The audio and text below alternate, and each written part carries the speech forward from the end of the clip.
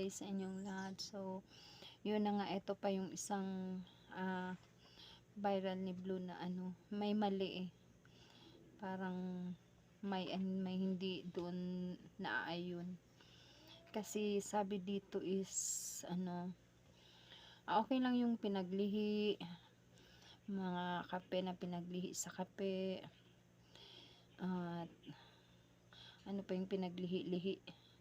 Kung baga naniniwala din sila, meron din talagang naniniwala sa mga lihi-lihi kagaya sa akin. So, hindi rin talaga ako naniniwala sa mga lihi-lihi dati. So, ayun, na-prove ko kay Blue Eyes. Yun nga, Barbie yung pinaglihi ko sa kanya, yung Barbie ng ate niya. Hindi talaga ako maniwala nun sa malihi-lihi na yan. So, akala ko hindi talaga siya totoo. So, sa totoo lang, sa mga doktor, never talaga, hindi talaga yan sila maniwala dyan. Hindi sila naniwala. Oo, tama, may tawag dyan. Yung tawag kay Blue Eyes is Wonderbird Syndrome. Yung mata niya daw. So, affected yung mata niya, yung deaf mute, kung mag-affected yung pananalita niya at saka yung pandinig niya. So yun, sabi ko nga, buti na lang hindi talaga siya nagaya sa Barbie na walang puwit, 'di ba? Yung may mga bata na ganun. Pero thank God, thank you Lord, kasi hindi siya ano, meron din siyang puwit, parang normal lang din siya, yun lang, deaf mute siya, hindi makarinig, hindi makapagsalita. So ayon sa video na ito, yung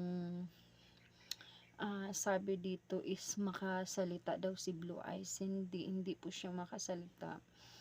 Ang totoo yan, mama lang talaga yung alam niya, mama. So, hanggat hindi talaga siya kung tawagin mo yun siya, hanggat hindi mo yun siya hawakan, hindi talaga yun siya makarinig. Hindi ka talaga niya maramdaman. So, kailangan talaga si Blue Eyes, kung tawagin mo siya with touch, kasi hindi niya marinig.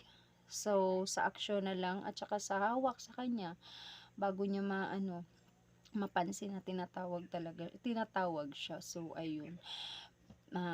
Gina-correction ko na lang po yung sa video. Hindi po makasalita si Blue, hindi makarinig. Sabi dito is utal-utal daw siya magsalita. Hindi po.